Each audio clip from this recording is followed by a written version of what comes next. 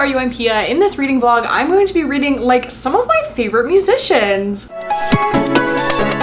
I have been doing research for this video for years. Just every time I see a book pop up on a account that I follow that's not like for books, I screenshot it every time I see it. And I've just been like gathering the data. I'm coming at you with 3 different musicians, 3 different books that I'm going to be reading in this video. I narrowed it down to musicians keep things narrowly focused. I have 3 different musicians that I'm going to be taking inspiration from, taking from their TBRs, I guess. 3 different books. So I'm really excited. These are not, for the most part, books that I would be picking up normally, so we shall see.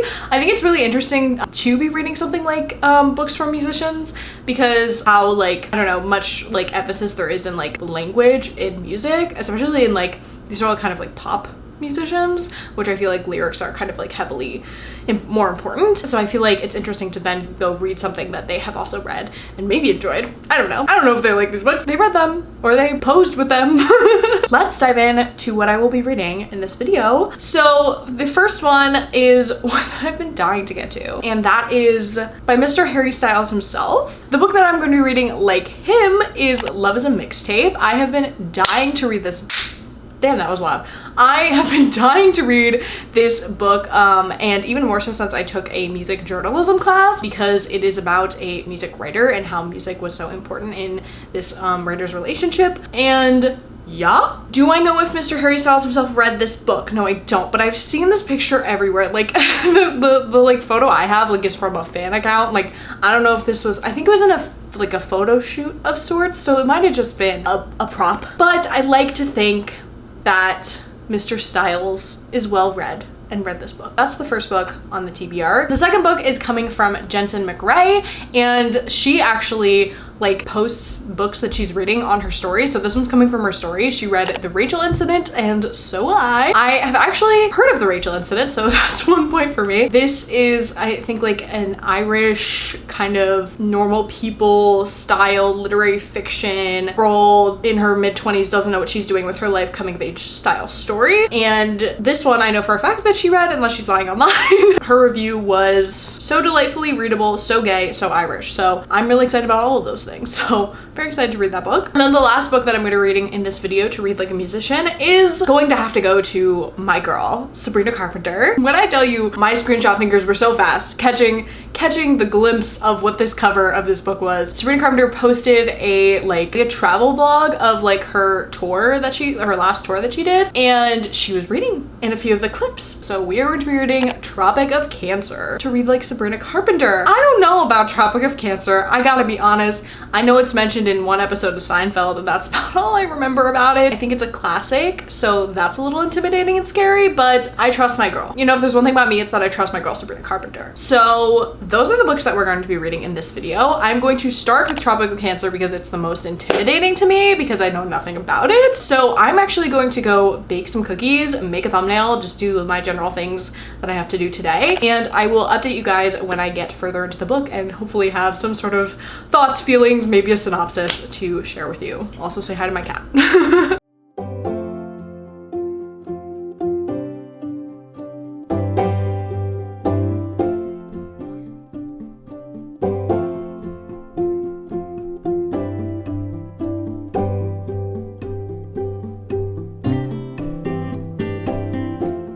Hello, my friends. It is a little bit later. I made my cookies. Actually, I have the last batch in the oven right now, and I tried them and they're delicious. I made so many, so they're all gonna be going off to other people because I cannot eat that many cookies. If you're wondering what recipe I used, it's the brown butter chocolate chip cookie recipe from Bon Appetit. I am like 60% into Tropic of Cancer. And where's my phone? I have many thoughts. I've been taking notes. I've been taking notes because I've been like, what do I say about this book? Don't know where this book has a place today other than a product of its time. I don't know what you can garner from this book as like from reading it for the first time. Like I don't know what I'm getting out of this experience reading this book. So let me tell you what this book is about, first of all, and then I'll give you my thoughts. I'm not done with it. Keep in mind, maybe something miraculous happens in the end. I have no idea. But it is about, I would say, like an expat sort of guy writer, proofreader, who moves to Paris. And it's about his exploits in Paris. And what he's doing is basically he has no money and he just kind of mooches off of many people. And he just uses all the money that he has to solicit sex workers. And he just talks in vivid detail about all the sex workers that he's talking to. It's that. It's basically just that. Like, it's all about sex work, it's all about pleasure, it's all about sex in general. And I can see why this is like scandalismo, like so I don't know how to say scandalous in French. I understand how this was so scandalous at the time. I mean, he's using the C word. He's talking about female pleasure. He's talking about body parts. He's, you know, like things that were taboo, I guess, at the time. And it's just like in a lot of detail. But it's so crude and so like distasteful. It's not like there's no respect on these women's names. It's kind of, okay, so I was looking at like the labels of like what this is categorized as. One, it's categorized as fiction, which I gotta do the research. I haven't done the research. I'll come back and I'll have done the research. But as of right now, I'm confused because when I started it, I didn't think it was fiction. And then I was like, my cookies are done. I'll get them in a minute. When I started it, I didn't think it was fiction because it was reading like nonfiction and just like a travel log. And then I saw the tags and it said it was fiction. It was like classic literature, classic fiction. But then I got to a point where they said, oh, Henry Miller, come get your fucking sex worker. And I was like, Henry Miller, that's the author of this book. Is the character also Henry Miller? Like, I'm confused. So the jury's still out on that one. I don't know if it's really real or fiction. But if it's real, I wouldn't be surprised. Men disgust me. It's just a lot and it was very jarring to get into, but I wouldn't say it's like a bad read. Like it's reading easily and like it's not like for a classic, it's not very like uppity. It is pretentious in its own way, but like at the end of the day, these men that are all like soliciting these sex workers are like very lonely and they're very like depressed. They like acknowledge that there's like no meaning in their life and they're just trying to find meaning through having sex with a bunch of people. And so like, is that interesting? I don't know. Not to me personally. I don't like this main character. If he is the real Henry Miller, I'm sorry to this man because he is actually the worst. Like, is he a little racist? Like, he is so like privileged, but also like he just like has the hugest ego and he just disrespects women and I just don't like him. I don't like the way he talks and he talks about other people and I think it's bad and I think it's problematic. Is that the point of the book? I don't know. If that's the point of the book, okay. Like, I don't have to like the main character to like a book. There's nothing more to like about this book. Like, I don't like anything about this book. So anyway, is it funny that Sabrina Carpenter wrote this book? Yeah, it's funny. Yeah. It's fucking comedy gold. So I'm gonna go get my cookies out of the oven and I'm burning up because my air is off. So I'm gonna go finish this book and I will let you know my final thoughts and I will update you on the fiction versus nonfiction thing. So I have finished Tropic of Cancer and I'm giving this 2 stars. I like went through reviews and there are some like very pretentious men who have reviewed this book who are like, you don't even see the literary merit in this book and you just don't get it like I do. And it's like, oh my god, congratulations. Like, I'm so happy for you. You read a book, you're literate, congrats. I have to say I gave it 2 stars and that is a generous 2 stars because I think it was written well. I think the writing in general was good, of good quality. Like, it wasn't like it was thoughtful, whatever. And there was a bit of, I wouldn't say character growth, but there was a bit of a character change for a portion of the book, which I'm not gonna spoil, even though this book came out like 700 years ago, which I found really great. It was like thought-provoking and I was like, wait, are we actually having a point to this book? Are we saying something with this book? Which is crazy. So I thought that was good. But like, here's my final one, just like stop saying the C word, stop saying the N word. Like, that's just like general, like as a man, as a white man, just don't do that. Like, stop laughing in poor people's faces, like literally like cackling in poor people's faces. This is how I felt when I was reading it. I'm not entertained, I'm not introspective, I'm not laughing, so it's not good. Like, you know what I mean? Like, I don't need to empathize with your main character. I don't need to like them. I don't need to like what's going on, but like I have to enjoy some semblance of this book in order to enjoy it, right? Like, there has to be some reason I'm reading this book and some reason I'm liking it, and there's no reason. So that's that book. I think it's funny that like this was in the emails I can't send era, because that was kind of all about Sabrina rebranding and obviously going on to Island Records and being in like kind of having a new image since all the shit that went on in 2021. But I think that this is an interesting book to read kind of in the lens of that, of being like a more risque, scandalous kind of book, as it was seen at the time. I did find out it was an autobiographical novel, which is literally just like, and it's an oxymoron. It's an oxymoron, so I don't know what that means. Anyway, next I'm gonna move on to the Rachel incident. This I'm going to be physically reading on my iPad, so e-reading, and I'm actually really excited. I'm just like excited to move on. I'm excited to read something new, something that came out this century. Very much excited to get into that. So my next update will be on that book. Alrighty guys, it is time for me to update you on the Rachel incident. I'm exactly 50% into it, halfway done. So I'm gonna let you know my thoughts and also give you like a brief synopsis, because I had an impression of what this book was about, because I had seen people read it and I had seen it in the kind of just discussion of Irish literature and Irish literary fiction, which I was already a fan of, like the normal people and exciting times of the literary world. So it was already like marketed towards me. Like this was already a book that I should have liked. It's no surprise that I am loving it. I am loving this book. So this is about Miss Rachel, and Rachel, as we meet her, she is reflecting on her 20s. So we meet her in her 30s and she's pregnant and she's married, and she's thinking back to her last year of college and when she first met her best friend, James. And we just kind of chronicle her years after that, you know, and how her life changed since meeting her best friend. I would say this is kind of like Will and Grace meets Dairy Girls.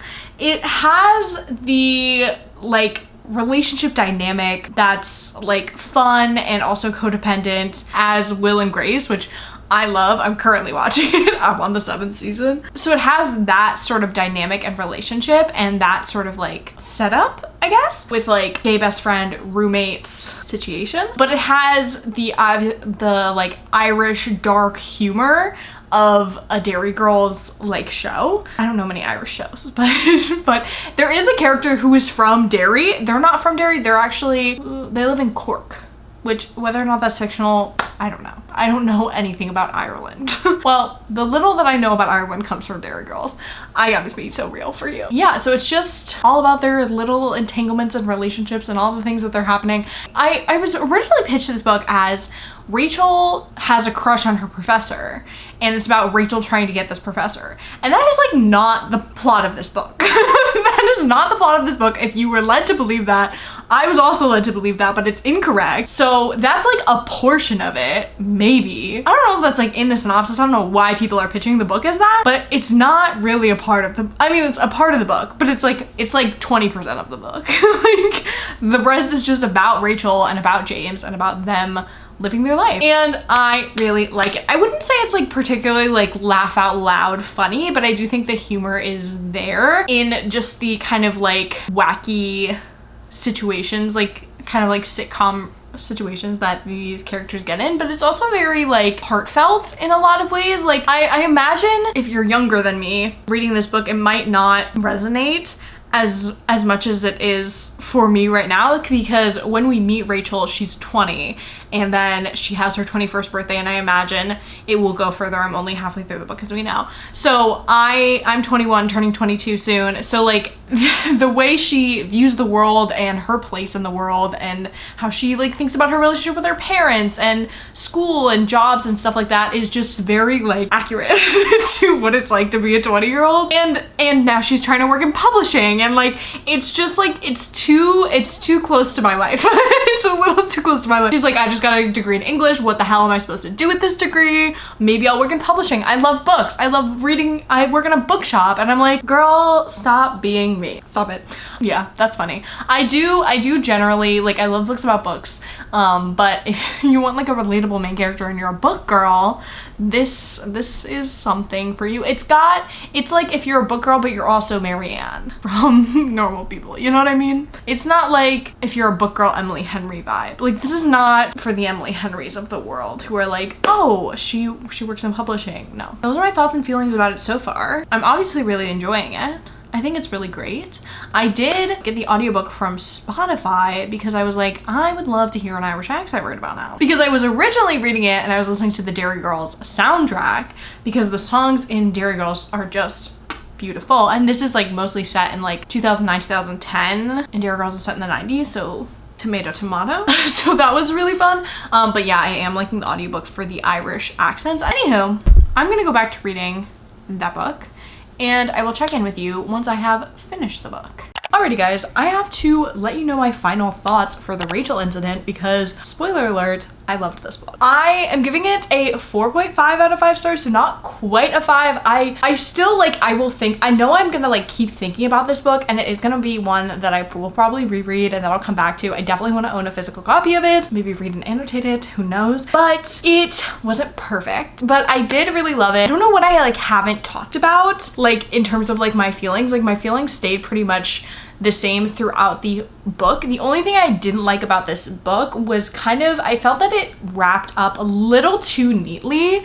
It was a little too, I was gonna say, you're like, you know when you're watching a movie and you're like, oh, this is a movie, you know what I mean? You're like, it's too perfect. It's too like, it just like doesn't happen like that in the real world. And I feel like a lot of like literary fiction, a lot of books in this genre don't wrap up so nicely, and this book was surprising in that it did. Kind of pieces fell into place, and I was like, I kind of like when it's more realistic and it's like things aren't resolved as they might be in like other genres of books, like in a romance book or in a like other types of books that are like have more of a resolution. I feel like this didn't need to have such a clean resolution, but I did enjoy it. I liked the twists and the turns. I was so invested in Rachel and like her life and her relationships. I was there for the ride, and I was just like very invested in her story. And I also do kind of like that it was told from this kind of like retrospective, is that the right word? Retrospective perspective? What?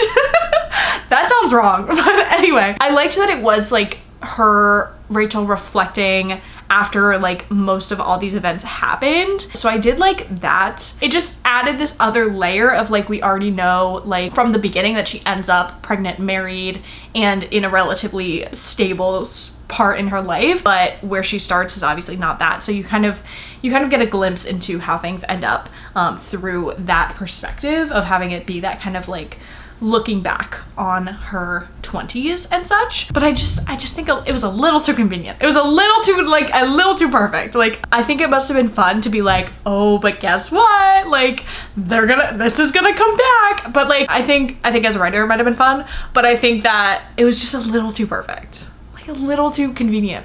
Yeah.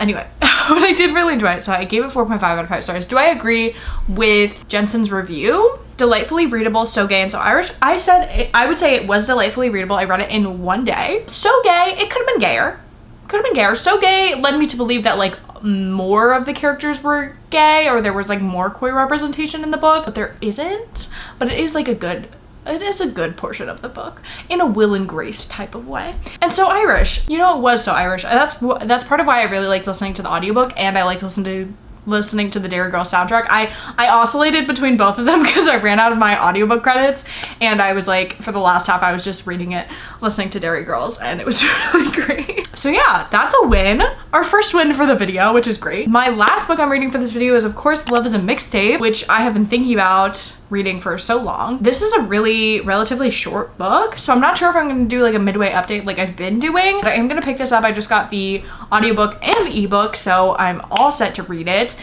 and I'm actually really excited.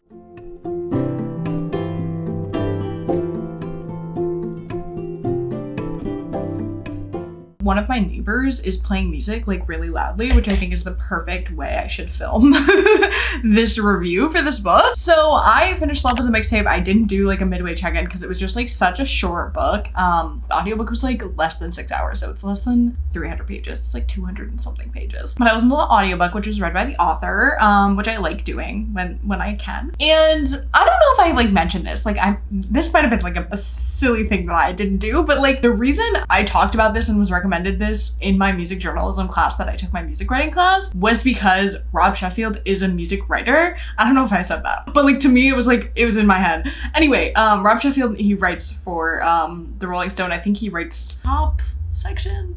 No, rock section? I don't remember.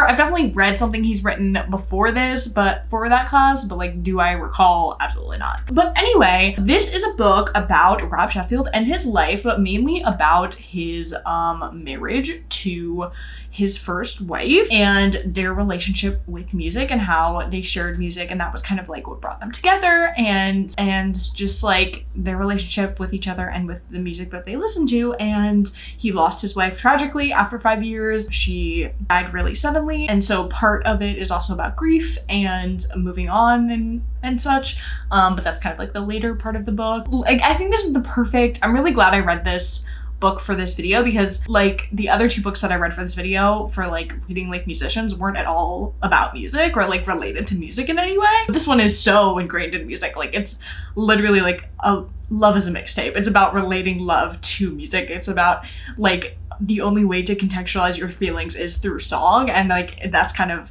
how it works. So I think this is like a really great, I'm glad I read this book for this video. This might sound like a stupid thing to say, but like genuinely, I know people that like don't like music or don't care about music in the same way I feel like I really deeply care and listen to music.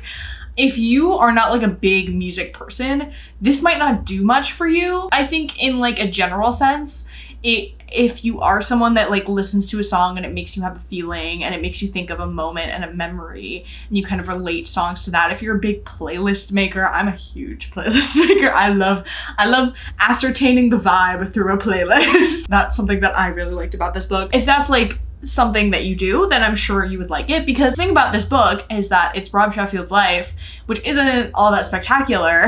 You know, he doesn't say, this is how I became a music writer. He kind of was just like, this was my life, and this was this woman that kind of came into my life and shook it up and made my life worth living, I guess, in some ways. It's not filled with like the incredible like movie magic that like a fictional story would be. It's like pretty normal. The experiences he talks about are pretty normal. That's just something I thought I would mention.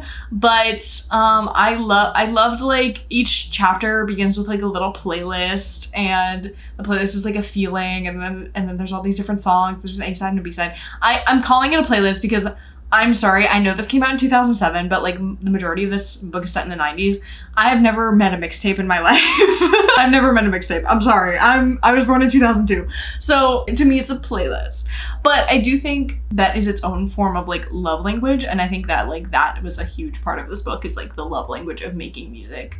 Well, not even making music, of just sharing music with people, I think is like really interesting. And I really like that it's also not the perspective of like a musician. Like like Rob Sheffield's not a musician. None of the people that he talks about, besides like being in his Rolling Stone life, no one is a musician in his life, but it's just about like this deep appreciation for music and how it relates to your life. I think a lot of people can relate to, and I guess Harry Styles could relate to, even though he's a musician. I guess that makes sense. But yeah, so I give it like 4 stars. Like, I think it's good. But yeah, that wraps up my reading like musicians video. I think it went pretty well. You know, mostly good things, only one bad thing, and that's okay.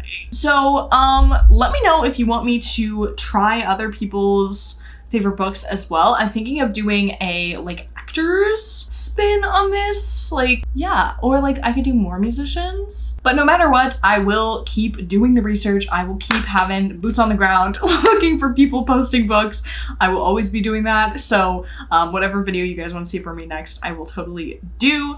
But with that being said, make sure to like, comment, subscribe, do all the things, and I will see you in my next video. Bye!